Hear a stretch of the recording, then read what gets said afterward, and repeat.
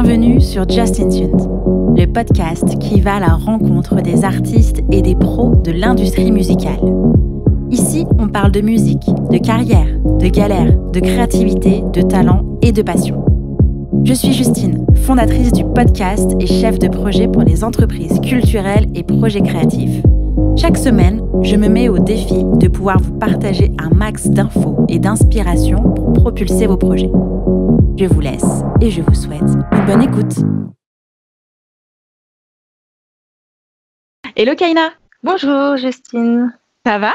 Très bien, merci. Je suis ravie de faire cette petite conversation avec toi aujourd'hui.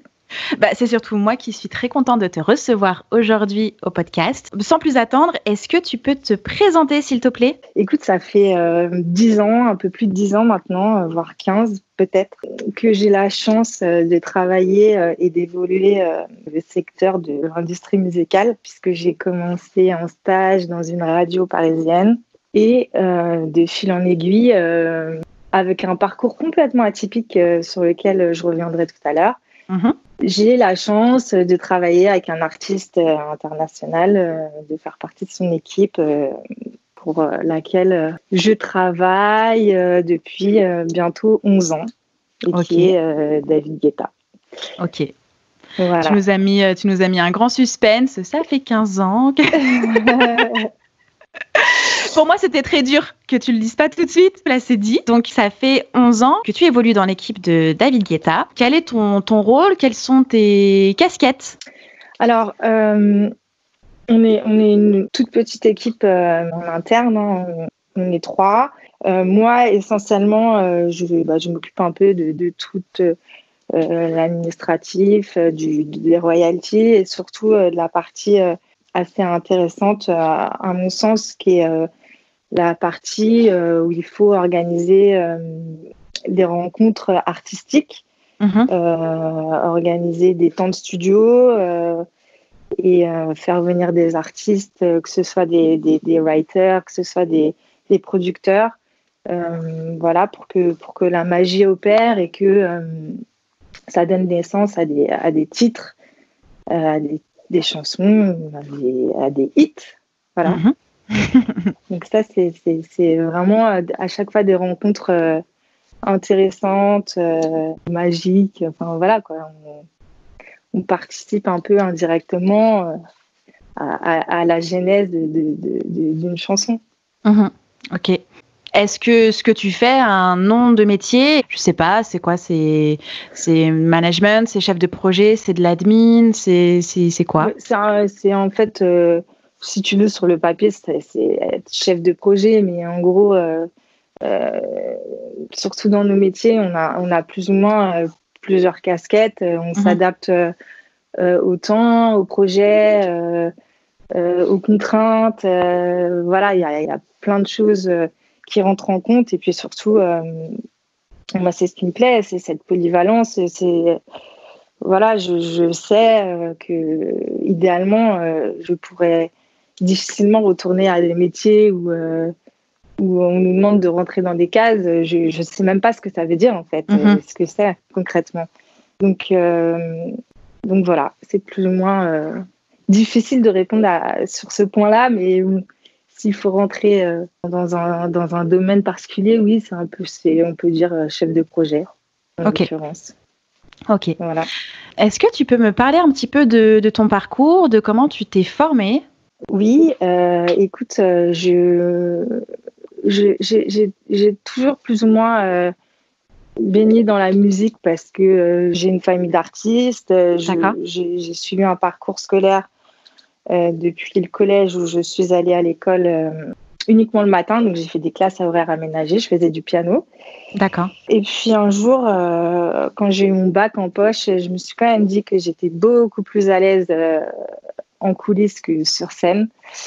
Et donc, je me suis dirigée. J'ai fait une fac de lettres. D'accord. Et puis ensuite, j'ai intégré une école de communication à Paris, d'attaché de presse. Et puis, on devait effectuer un stage. Donc, je suis allée au bureau des stages et j'ai vu une annonce publicité, marketing, agence FG. Il s'avérait que c'était Radio FG à l'époque. D'accord. Et j'ai effectué mon stage en publicité marketing là-bas. Et de fil en aiguille, on m'a proposé un poste pour m'occuper de tous les artistes résidents qui avaient chacun une émission hebdomadaire sur l'antenne de la radio. D'accord. J'ai fait ça 5 ans. Et puis ensuite, pareil, j'ai eu des rencontres artistiques. C'était pas prévu. Je connaissais pas grand-chose à la musique électronique. Et puis finalement, je me suis dit, ça va être un affront. Ils vont pas supporter que j'y connaisse rien. Et en fait, j'ai eu une relation complètement différente avec tous ces artistes qui m'ont très bien accueillie, qui m'ont appris au quotidien. Et puis ensuite, j'ai décidé de partir à Londres pour apprendre l'anglais parce que je maîtrisais pas l'anglais. Ok. Et là, en fait, à Londres, j'étais toujours restée en contact avec manager et associé et business manager de David Guetta, qui est Jean-Charles Carré, qui m'a vraiment tout appris et qui m'a surtout proposé un stage à Londres pour que je puisse apprendre l'anglais avec une équipe sur place totalement anglophone. D'accord. Et voilà, et de fil en aiguille, ça devait être un stage. Et puis un jour, c'est-à-dire en 2009, un jour de 2009, ils m'ont proposé de faire partie de l'aventure. Voilà. Et aujourd'hui, 11 ans après, T'es toujours là. On est toujours là. Voilà. Ok. Au sein de la radio FG, tu as rencontré beaucoup d'artistes. Quelle est la plus belle rencontre que tu as eue artistique au sein de cette radio-là ? Je crois que ce qui m'a donné envie de rester, c'est moi, je suis arrivée vraiment, j'ai pas essayé de leur raconter des histoires. Je sortais très peu, je connaissais rien. J'avais vraiment j'étais vraiment inculte en ce qui concerne la musique électronique. Donc évidemment, Antoine Baduel, qui est le PDG de la radio, m'a rassurée, m'a fait confiance. Et puis je crois que il y a quelqu'un qui m'a beaucoup aidée, à qui je dois beaucoup, qui n'est plus là, malheureusement, mais qui est Didier Sinclair, qui était un artiste, un producteur fabuleux, et qui était à l'époque le directeur d'antenne de Radio FG. Et je crois qu'il m'a énormément appris. Il m'a transmis cette passion, si tu veux, qui m'a vraiment rassurée. Et je me suis dit que voilà, c'était un milieu qui m'apportait beaucoup, où je me sentais à l'aise. Le côté créatif de ces artistes, moi, ça me parle énormément et j'adore échanger, discuter avec eux. Ok. Tu disais un tout petit peu avant que tu t'es rendu compte que tu étais plus à l'aise dans l'ombre que sur scène. Est-ce qu'à ce moment-là, tu avais envisagé, pourquoi pas, une carrière de musicienne ou d'artiste pour toi ? Ah oui, moi j'ai toujours voulu faire du piano.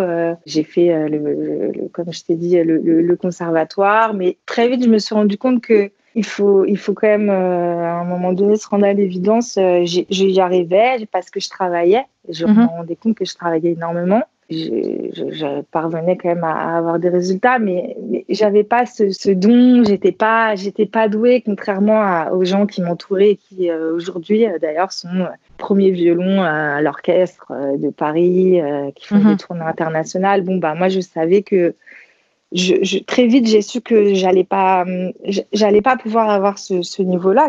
Voilà, très vite, je me suis dit que qu'est-ce que tu veux vraiment ? Rester au contact des artistes, c'est évident. D'accord. Donc voilà, je voulais pas du tout m'éloigner. Je me suis dit, si je peux allier les deux, très bien. Et puis ça me va aussi, ça fait partie entre nous de mon caractère d'être. Moi, je cherche pas. Je suis très bien en coulisses, en backstage. Ça me va très très bien. Je pense que c'était plus ou moins mon rôle. Ok. Tu m'as expliqué que tu avais commencé ta collaboration en étant stagiaire dans la structure de Jean-Charles et de David. À ce moment-là, où en était la carrière de David ? Il était déjà connu. Il avait fait des titres qui avaient très bien marché. Il avait déjà sorti 3 albums. À ce moment-là, il était aussi, en tout cas à Paris, en France, il avait beaucoup d'établissements avec Cathy Guetta. D'accord. Donc là, c'était vraiment le moment où il allait se consacrer pleinement à la musique, en tout cas, à la production, aux collaborations, à écrire des titres pour lui, pour d'autres. les tournées, etc. Donc là, en 2009, on est complètement à développer la carrière artistique musicale, en tout cas. D'accord. Tu avais quel âge, toi? J'avais 28 ans. D'accord. Quand tu as commencé à bosser et que tu voyais toutes les possibilités d'évolution et de voyage, t'as pas eu peur, t'as pas été paniquée en te disant waouh, ouais, je suis en train de mettre les pieds dans un truc, j'ai pas de contrôle, je sais pas où est-ce que ça va aller, je sens que c'est énorme. T'étais sereine, t'étais dans quel état d'esprit? J'étais sereine parce que je me suis pas du tout posé cette question-là. En fait, je savais pas. D'ailleurs, personne ne savait à ce moment-là, voilà, qu'on allait avoir cette chance de vivre cette aventure incroyable et humaine qui est toujours là 11 ans plus tard. Donc, j'ai pas pu me poser ces questions-là et être effrayée. Au contraire, merci, j'ai eu énormément de chance.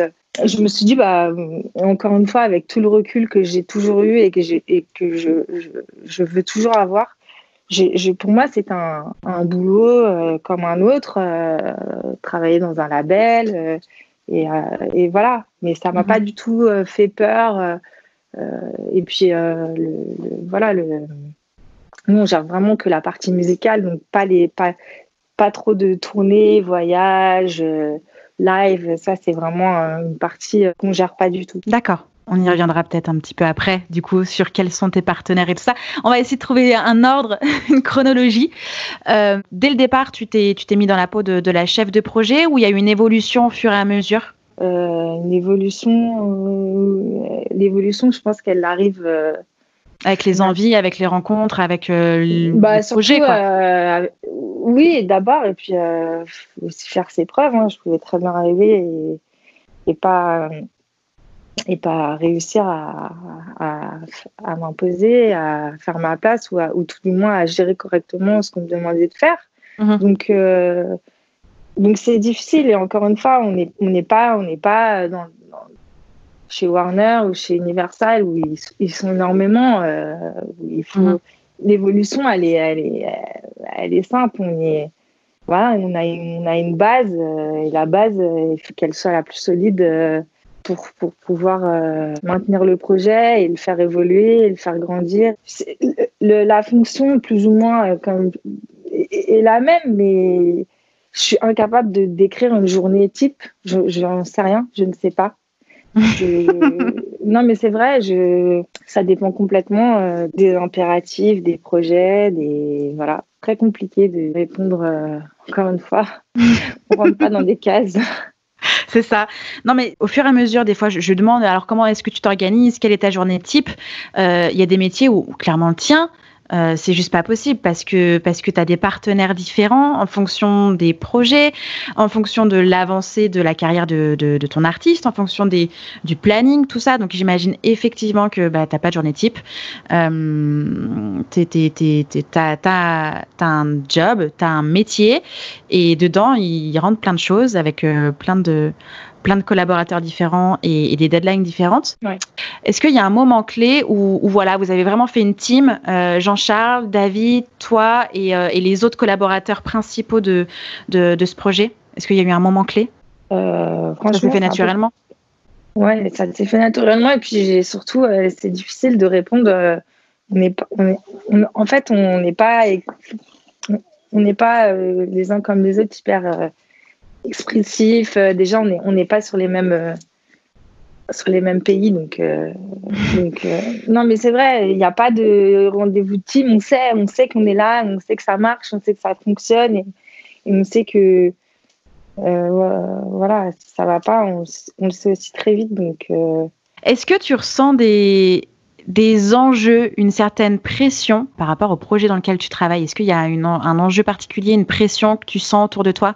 Alors, le mot pression, je sais pas si on peut l'utiliser un peu comme dans tous les métiers. Ça va paraître un peu banal, mais j'ai pas le droit à l'erreur parce que le temps, quand je dois organiser des sessions studio, est compté. Donc, j'ai 3 jours dans un mois et j'en ai pas 4 et je peux pas le décaler. Et il faut que cet artiste soit là tel jour. Il peut pas y avoir d'imprévu. En tout cas, au maximum les anticiper. Et puis, si il me faut un plan B, il me faut un plan C, il me faut un plan D, il faut que j'ai toutes les cartes et les possibilités entre mes mains. Et en gros, si je dois résumer, c'est que, évidemment, mais ça, j'ose espérer que dans la vie professionnelle de tout à chacun, ça existe. Je peux pas décaler mes sessions studio. Si ça se fait pas, ça se fait pas. Alors évidemment que j'ai eu des ratés, mais qui étaient dus, j'en sais rien, à des problèmes de plus humains où des gens ratent l'avion, etc. Mais je peux pas redécaler. Je peux pas dire c'est pas grave, tu reviens demain, parce que demain on est déjà dans un autre endroit. Donc ça ne fonctionne pas et ça ne marche pas. Et voilà, donc il faut vraiment être anticipé et organisé, ça c'est le mot d'ordre, et se dire que en fait, quoi qu'il arrive, on doit faire en sorte que ça ait lieu, et si j'ai des contraintes et des problèmes, je les garde pour moi. Et en tout cas, la finalité, c'est que cette personne doit être à tel endroit et que mon writing camp il doit avoir lieu, et que je dois gérer toute la logistique en anticipant au maximum. Voilà. Ok. Ça, c'est vraiment le point. T'anticipes sur combien de temps pour combien de temps ton agenda il est bouclé? Tu sais sur combien de mois ce que tu dois faire? Je pense qu'on est là, c'est un contexte un peu particulier, mais on est à une année d'avance. Ok. Donc c'est pour ça qu'on a largement le temps de s'organiser. Évidemment que même si on a plus ou moins des créneaux et des temps à partir, bon, il y a aussi la vie qui fait que ça se passe pas forcément et ça se passe jamais comme prévu. Mais en tout cas, pour l'organisation, etc., oui, il faut toujours... voilà, c'est pas... On ne se lève pas un matin, on décide d'organiser un writing camp pour l'après-midi. Donc, il y a quand même tout un travail de prendre contact avec les gens, de les faire venir. Non, il faut anticiper. Ça, c'est sûr que voilà, faut toujours. Moi, je regarde toujours. C'est vrai que du coup, je me rends compte que je suis rarement dans le moment présent concrètement. D'accord. Quand je travaille, je suis rarement dans le mois calendaire, on va dire, mais voilà, je suis toujours en mouvement, en anticipation, en organisation. D'accord. Est-ce que tu peux m'expliquer un petit peu comment tu peux organiser un writing camp, comment ça fonctionne, combien de personnes tu dois combien de personnes tu dois être en relation? Est-ce que tu peux m'expliquer un peu comment ça fonctionne? Oui, écoute, en fait, il y a des gens dans des maisons de disques, des A&R qui s'occupent des directeurs artistiques, d'avoir des équipes au sein de leur label. Certains écrivent des paroles, d'autres en composent, et puis ils font des propositions. On dit on voudrait travailler les dates disponibles, avec qui on peut le faire, ou comment. Donc en général, c'est des petites sessions parce que il n'y a pas énormément de monde. Je pense qu'il y a des writing camps, il y a beaucoup plus de monde, mais nous, ça reste toujours assez intime. D'accord. Et du coup, le contact essentiellement les maisons de disques avec lesquelles on organise la logistique, le point de rendez-vous. Ça dure un maximum 3-4 jours. Et puis voilà. Et puis ensuite, soit il y a quelque chose qui émane de ce writing camp, et parfois ça donne rien, mais c'est pas grave, c'est pour mieux retravailler ensemble plus tard. D'accord. C'était justement ce que j'allais te demander. Est-ce qu'il y a des objectifs de titre à la journée?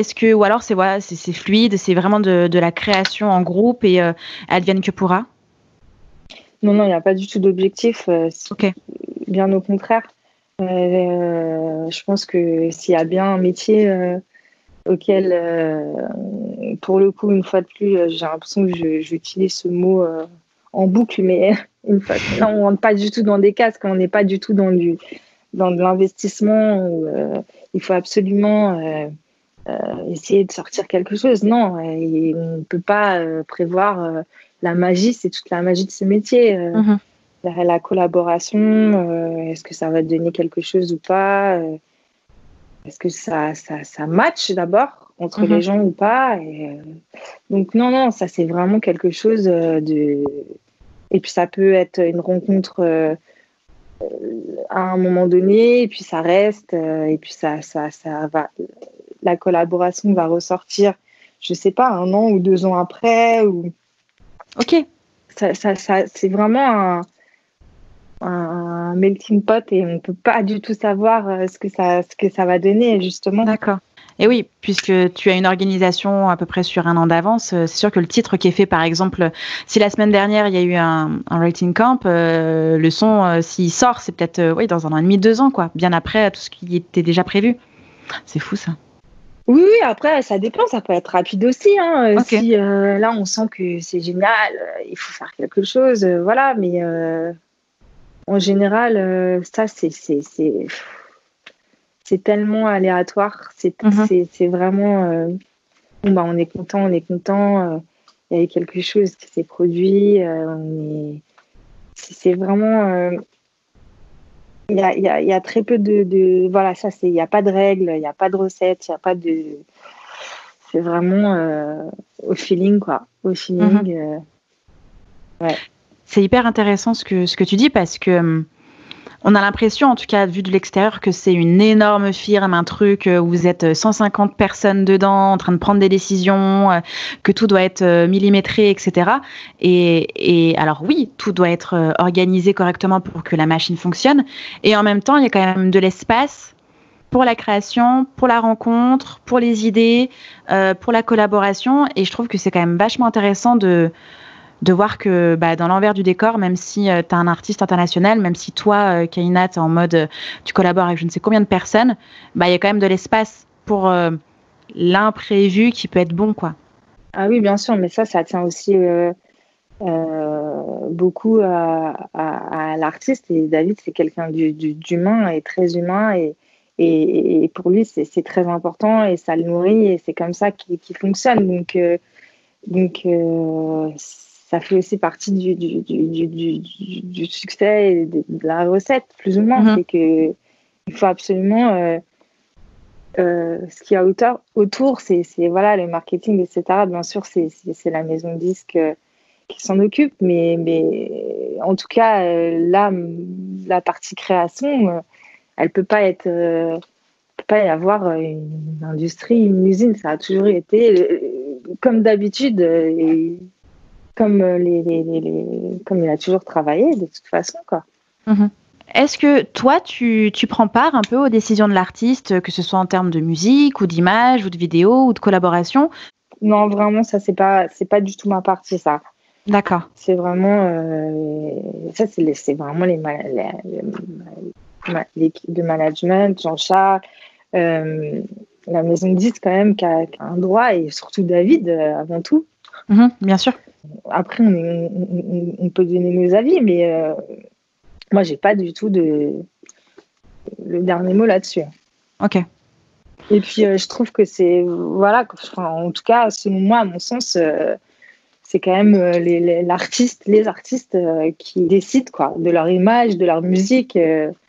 C'est très important, c'est leur identité. Donc voilà. Absolument. Aujourd'hui, tu collabores avec combien de personnes? Pareil, c'est très compliqué de répondre à cette question. Là, vraiment, je sais pas. Tu vas penser que je suis relou. Non, mais je sais pas. Je reprends ma journée d'hier, j'en sais rien. Je me suis occupée un peu des royalties, donc je sais pas. Il y a eu beaucoup de gens. Après, je me suis occupée un peu du day-to-day des boîtes. Il y a eu d'autres intervenants qui sont complètement différents. Dans la journée, je sais pas, une dizaine. Ok. Tu me disais tout à l'heure que tu n'avais pas de journée type. Comment tu t'organises, toi, pour être opérationnel, joignable, avec tes collaborateurs qui sont du coup un peu partout dans le monde? En fait, effectivement, je m'occupe, mes journées type, elles commencent par, comme tout le monde, hein, je gère le day-to-day et puis après la priorité, ça va être les urgences. Alors il y a des jours où j'ai pas trop d'urgence, et c'est que du day-to-day comme n'importe quelle entreprise. Et puis ensuite, effectivement, quand je dois gérer et organiser des rencontres en studio, artistique, etc., il faut que j'anticipe parce qu'en général, c'est dans d'autres pays. Donc, il y a aussi le paramètre du décalage horaire qui est à prendre en compte. Même si moi, je suis basée à Paris, j'ai très peu de contact avec les gens en France. Donc, il faut vraiment anticiper. Si, par exemple, j'ai besoin d'une réponse de personnes qui sont à Los Angeles, 22h, je vais prendre mon téléphone et je vais essayer d'avoir la réponse parce que si je le fais pas et que j'ai un dîner avec des amis, même si je suis au dîner avec mes amis, mais je peux pas reperdre 24 heures. Bien sûr. Parce que dans ce sens-là, en l'occurrence, on parle de jours de décalage. Donc en général, c'est vraiment, surtout quand on est avec les pays étrangers, d'anticiper comme d'habitude au maximum et de gérer, de faire en sorte en tout cas qu'il ne manque pas d'infos au moment où la rencontre va se faire. Ok. J'imagine que dans ces 11 ans de carrière, tu as dû faire des superbes rencontres. Quelles sont les plus belles rencontres que tu as eues? Et est-ce que tu as été inspirée par des personnes? Pareil, je pense que ma rencontre coup de cœur, j'ai eu une chance incroyable de le connaître. C'est Fred Rister qui malheureusement nous a quittés là en août dernier et qui était Fred Rister, pour la petite histoire, c'est un producteur incroyable qui a fait énormément de titres formidables et notamment le I Got the Feeling. Et franchement, c'est outre ça, c'est une humilité, c'est un respect pour n'importe quelle personne qu'on a pu croiser ensemble, une gentillesse, un don, une modestie. Enfin voilà, pour moi, c'est un être humain. C'est assez rare de rencontrer des gens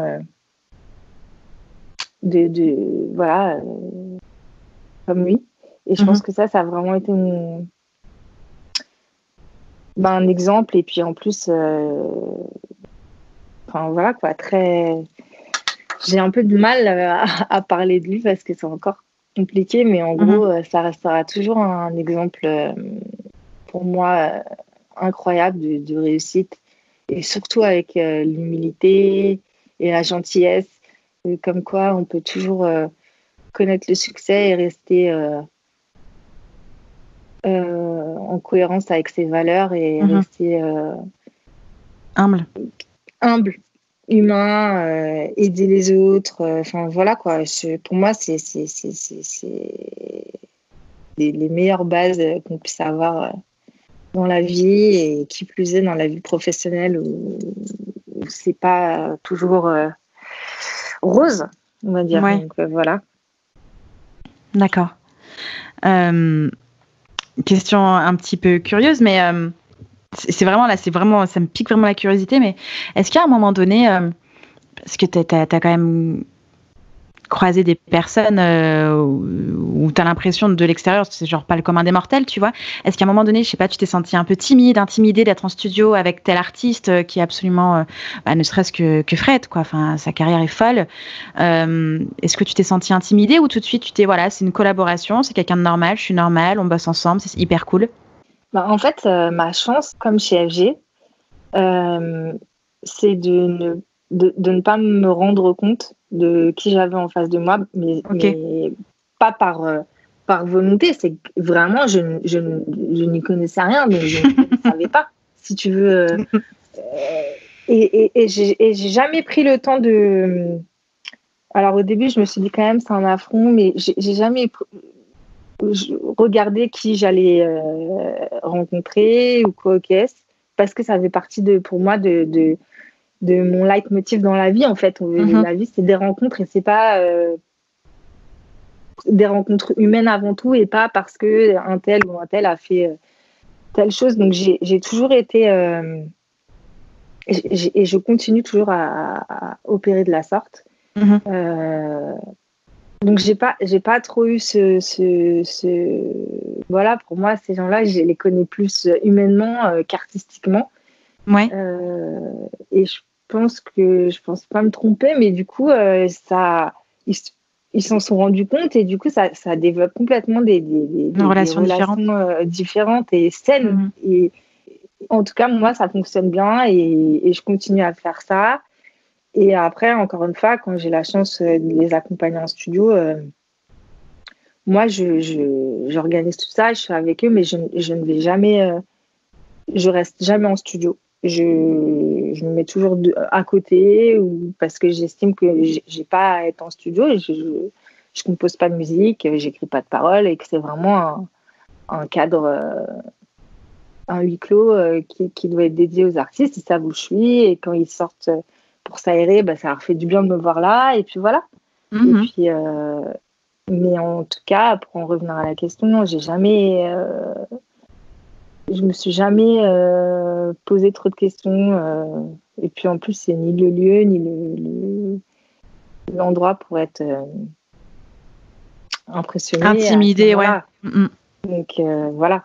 L'essentiel de ces rencontres, c'est de travailler et que la magie artistique opère.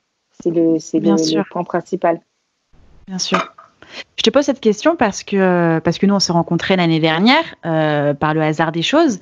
Et c'est vrai que quand tu t'es présentée, tu n'as pas tout de suite dit dans quelle entreprise tu travaillais. Parce que là, du coup, je parle tu travailles dans un label, donc une entreprise. Pour du coup, qu'on te voit, toi, en tant que Kaina, là, comme tout le monde, en train d'apprendre quelque chose. Et quand la personne, le formateur a dit oui, mais bon, vous travaillez où, avec quel artiste, et que tu as cité le nom de David Guetta, moi, à côté, j'étais là. Oh, ok, mais en fait, j'ai vraiment quelqu'un de professionnel à côté de moi, alors que tu es totalement, absolument humaine comme moi. Tu as un métier, comme quelqu'un de réel dans la vraie vie. Mais je me suis pas sentie impressionnée, je me suis sentie chanceuse, vraiment, de pouvoir croiser ta route, en fait, et de pouvoir échanger comme aujourd'hui, mais de tisser un lien et d'avoir une relation tout à fait normale, alors que ça me semblait tellement impossible de pouvoir rencontrer quelqu'un de ton, pas d'envergure, mais expérience, métier, tu vois, qui est là depuis 11 ans, qui fait son taf, qui a fait des choses de ouf, qui a rencontré des personnes hyper inspirantes. T'es en place, tu vois, et j'étais chanceuse, vraiment, d'être assise à côté de toi et de pouvoir échanger avec toi. Et comme je me sens hyper privilégiée d'en apprendre un peu plus aujourd'hui sur ta vie, comment tu fonctionnes, quel est ton métier, comment...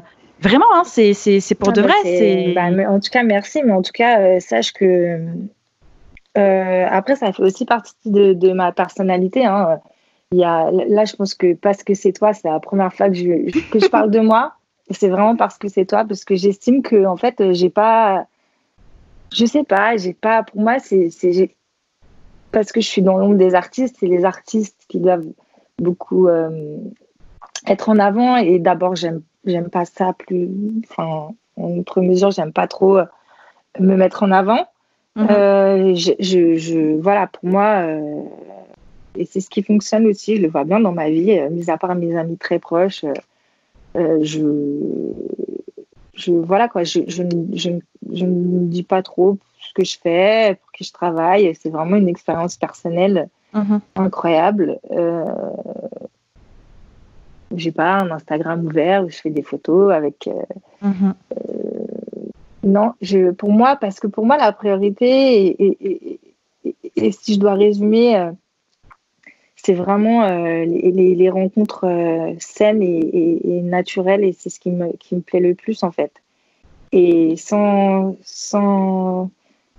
l'artifice autour, sans rien, je cherche pas la reconnaissance ou l'admiration. Je vais juste continuer à me nourrir de rencontres, d'avoir cette chance que j'ai, encore une fois, où j'étais pas du tout destinée à faire ça. Et j'en suis là grâce à toutes ces rencontres et au fait d'être toujours de m'intéresser à tout le monde, quelle que soit la personne que j'ai en face de moi en fait, et qui peut m'apporter plein de choses. Ça peut être un artiste, un producteur, ça peut être ma boulangère avec qui je peux discuter. Voilà, j'ai pas de en tout cas, je me le souhaite, parce que sinon, ça voudrait dire que à ce moment-là, j'ai un problème. Mais je pense que c'est comme ça que je conçois la vie, à la fois personnelle et professionnelle. Donc voilà, en fait. Et puis, l'humilité, et voilà, aussi regarder les gens avec qui je travaille. Je pense que c'est le mot d'ordre qu'on a. Et c'est pour ça aussi que j'adore travailler avec eux. C'est des gens, je pense pas qu'on puisse... on est plus ou moins discret, et il n'y a jamais un mot plus haut que l'autre. Voilà, respectueux. Enfin, je ne sais pas, on est comme ça en fait, ça ne s'apprend pas. Et c'est pour ça qu'on n'a pas l'impression de faire des choses incroyables. Voilà, on a de la chance d'abord. Donc, il faut être reconnaissant. Est-ce que tu as le souvenir d'une de tes boulettes, d'un truc... est-ce que tu as le souvenir d'une boulette, en fait? Ah oui, des épisodes... je pense qu'au tout début, c'est vraiment peut-être un manque d'anticipation, mais bon, Dieu merci, ça s'est bien fini. Mais parce qu'en fait, faire venir un artiste, il y a quand même, c'est pas juste acheter un billet d'avion et réserver une chambre d'hôtel. Parfois, dans certains pays, il y a des conditions qui sont compliquées, il faut des visas, on ne le dit pas forcément. Il y a des passeports qui expirent avant. Ils peuvent avoir des passeports qui sont expirés, pas du tout expirés, mais dans certains pays, ça expire dans les 6 mois à venir et ils ne peuvent pas entrer sur le territoire. Donc voilà, ça c'est plus des situations où évidemment on ne peut pas prévoir, mais on apprend avec de l'expérience à faire attention à ces détails qui du coup après peuvent avoir des enjeux et des conséquences bien plus importantes, puisque ça m'est arrivé où évidemment je m'étais absolument pas souciée d'une date qui allait expirer dans les 6 prochains mois, et la personne n'a pas pu atterrir dans ce pays-là, et donc de facto travailler en studio et rejoindre David parce que j'avais pas fait attention à ça, mais en même temps à ce moment-là je le savais pas. Donc maintenant aujourd'hui tu vérifies. Je vérifie. Voilà. Ensuite ça peut être au départ sur du matériel, encore une fois j'y connais rien, hein. Des petites choses oui, que maintenant, j'arrive à comprendre et à maîtriser quand même. Dieu merci, au bout de 11 ans. En même temps, c'est pas des détails de fou, ça entrave pas ton métier, en fait. C'est un détail qui permet un bon fonctionnement et qui s'apprend. C'est pas non plus oui, non, mais la boulette, quoi. Après, si c'est vraiment sur...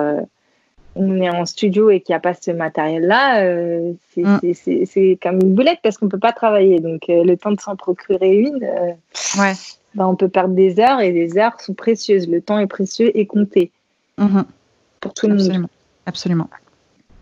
Voilà, et puis c'est aussi des petites choses techniques qui du coup peuvent parfois, c'est des détails, mais qui peuvent mettre une ambiance de travail qui n'est pas là, ou de stress, ou il faut faire beaucoup attention. Ça aussi, c'est des choses qui ne s'apprennent pas, mais à veiller à garder une énergie positive de travail et de faire en sorte au maximum d'alléger l'esprit des artistes. Et toute cette partie-là, c'est à nous de la gérer, et en aucun cas on doit les polluer avec ce genre de choses, de problèmes en tout cas. Ouais, bien sûr. Comment toi tu te protèges dans ces cas-là? Si toi tu dois toujours rester positive, comment toi tu te protèges? Où est-ce que tu te défoules?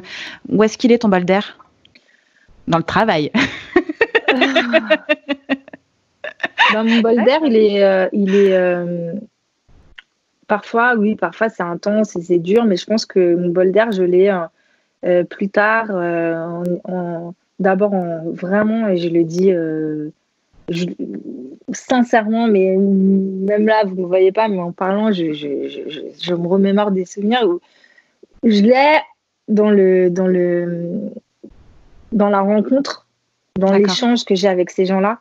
Mais même si avec moi on va pas parler musique, mais on va parler d'autres choses, entre les pauses, de choses de la vie, de comment eux perçoivent. Je commence petit à petit à reconnaître un petit peu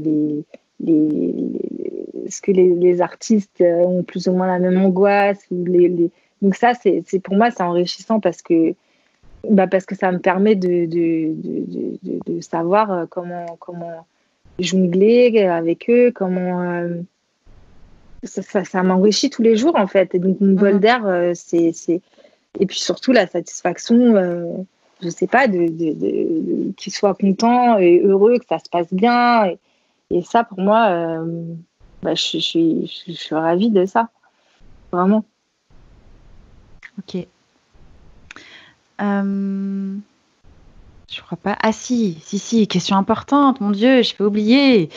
Est-ce que tu as un conseil à donner aux artistes qui nous écoutent, qui ont du coup avoir un peu le backstage de ta vie, en fait, de ton quotidien? Est-ce que toi, tu as des conseils pour les aider à développer leur projet, voilà, en tant qu'artiste, des conseils?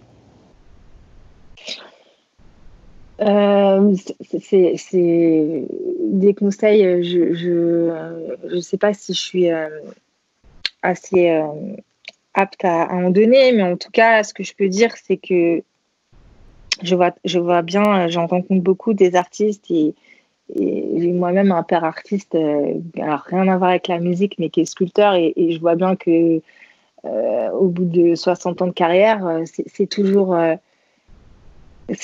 là, et c'est de dire c'est une vie qui est pas facile, mais c'est une vie tellement enrichissante. Il y a des hauts, il y a des bas, et que c'est normal d'avoir des moments de doute et des moments où on a envie de tout arrêter, mais je pense que c'est assez viscéral, et qu'on en revient toujours. C'est un métier à la fois difficile, mais tellement formidable. À différents niveaux, de savoir, d'avoir ce côté créatif qui n'est pas donné à tout le monde. Alors oui, c'est difficile, et encore une fois, je pense que je ne sais pas si je suis légitime, parce que nous, on a eu beaucoup de chance et moins de difficultés que d'autres, mais je pense que ça vaut le coup, quoi. Ça vaut le coup de persévérer. Ça paraît un peu bateau de dire ça, mais quand on est habité de toute manière par quelque chose, une passion, on le sent. Aujourd'hui, la chance qu'on peut avoir par rapport à quelques années en arrière, je pense qu'on a la possibilité, alors il faut savoir les maîtriser, mais d'avoir de réelles vitrines sur Internet, sur les réseaux sociaux, Là, on est dans une période compliquée. Avec cette crise d'abord sanitaire et qui découlera d'autres choses dans le futur. Mais aujourd'hui, voilà, on écoute de la musique. Enfin, moi, personnellement, je sais que j'ai pris le temps d'écouter, de découvrir de nouvelles choses, de réfléchir à des stratégies aussi, de développement. Voilà, il y a plein de choses.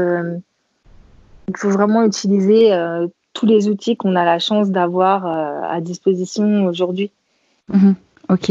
Est-ce que tu as des conseils aux professionnels qui nous écoutent, qui soit développent des projets artistiques, soit développent eux-mêmes leur carrière pro, des conseils je sais pas, des bonnes pratiques Pareil, ça peut, parce que c'est un peu bateau là, ce que j'ai les réponses, parce que c'est. Non, c'est pas bateau, c'est des vraies réponses. Hein. Je pense que via ton parcours, c'est de toujours être à sa place, de prendre soin des autres. Enfin, pour moi, c'est ce que j'entends de tout ce que tu as fait, où est-ce que tu en es aujourd'hui.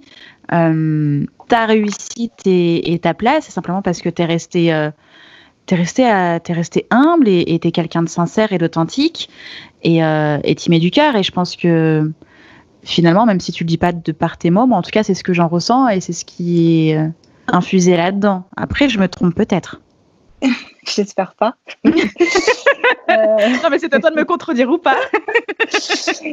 Oui, j'avoue, là, tu me réponds. Non, en fait, je suis quelqu'un d'hyper relou, je déteste ma life. Là, t'as cassé tout l'épisode. Non, c'est difficile de répondre, mais en tout cas, de par mon expérience, c'est effectivement, énormément de choses dans nos métiers ne s'apprennent pas. Alors, on peut évidemment avoir des bases, mais je pense qu'il y a vraiment le côté humain qui prime, mais qui s'apprend pas une fois de plus. Hein. Moi, je dis pas que ça se passe bien avec tout le monde. Hein. Parfois, ça fonctionne pas. C'est pas grave. Ça fait pas forcément de nous quelqu'un qui échoue ou qui professionnellement n'a pas sa place. Mais je pense qu'il faut quand même essayer au maximum d'être transparent et d'être attentif à tout le monde. Il n'y a pas de petites rencontres, de grandes rencontres. Développer son réseau, c'est aussi être à l'écoute de tout le monde. Savoir s'apporter mutuellement, c'est très important parce que des gens, évidemment, là je dépeins un peu un monde idyllique, mais évidemment que je sais très bien faire la part des choses entre les gens qui vont plus me solliciter par intérêt voilà. Donc il faut jongler avec ça et surtout rencontrer. Je pense qu'il y a plein de formations, de festivals, il y a beaucoup de rencontres aussi artistiques. Moi, il m'est arrivé d'être en studio et d'avoir aujourd'hui des amis artistes, mais que j'ai rencontrés dans les couloirs des studios. Et c'est pas parce que c'est tel ou tel chanteur, aujourd'hui, c'est vraiment devenu. Moi, j'ai jamais mis un pied dans un studio et aujourd'hui, je suis très amie avec eux et on parle pas de musique, on parle d'autres choses. Mais ça a été la musique qui nous a réunis et qui nous a reliés. Donc, et toujours, en tout cas, moi, mon expérience, rester à sa place et avoir une certaine discrétion parce que j'ai aussi rencontré des équipes autour d'artistes et qui nuisent beaucoup à l'image des artistes où ils en font... parfois, on a des demandes saugrenues et qui viennent pas forcément des artistes et souvent des managers qui parfois ne restent pas humbles et à leur place et ça je pense que c'est très important de respecter ça quoi. On n'est pas des stars et on sauve pas des vies et on est juste des gens qui épaulent au maximum bien sûr mais qui épaulent au maximum on est la base de la pyramide en fait, donc voilà, si c'est bancal à ce niveau-là, faut se poser des questions sur l'ascension. Absolument. Je pense que tu as bien résumé. Est-ce qu'il y a des choses que tu aimerais rajouter? Écoute, c'était intéressant. Ça m'a permis aussi de refaire un peu le fil de ces dernières années. Et puis, j'espère encore continuer à... En tout cas, moi, personnellement, je m'accomplis et j'adore ce que je fais et je suis très reconnaissante d'avoir la chance de rencontrer ces gens-là et voilà quoi. J'espère rester le plus longtemps possible dans l'industrie artistique, musicale, voilà et découvrir plein de choses et pour la suite en tout cas. Ok. C'était ta première interview en tant que pour toi? Ma première, c'était ma première. Je ne sais pas s'il y en aura d'autres, mais je l'ai vraiment fait pour toi en tout cas parce que je trouve que voilà, outre encore une fois cette rencontre humaine que nous avons eue il y a quelques mois, je trouve l'idée géniale voilà, de pouvoir échanger à défaut parfois de se connaître via des podcasts. Donc bravo aussi à toi de mettre en place des outils intéressants. Merci beaucoup. En tout cas. Oui, non, vraiment, mais vraiment merci beaucoup pour avoir accepté mon invitation et en plus de savoir que c'est ta première interview. J'espère que tu en referas d'autres parce que c'est important aussi de pouvoir parler de toi et pour transmettre en fait, d'inspirer d'autres personnes et parce que la vraie leçon de ta carrière, c'est qu'en fait les rencontres permettent de toucher plein de trucs. C'est possible en fait. C'est possible d'avancer, c'est possible de travailler sur des chouettes projets, c'est possible aussi de faire des erreurs, mais de continuer d'avancer aussi, tu vois. Et, oui, bien sûr.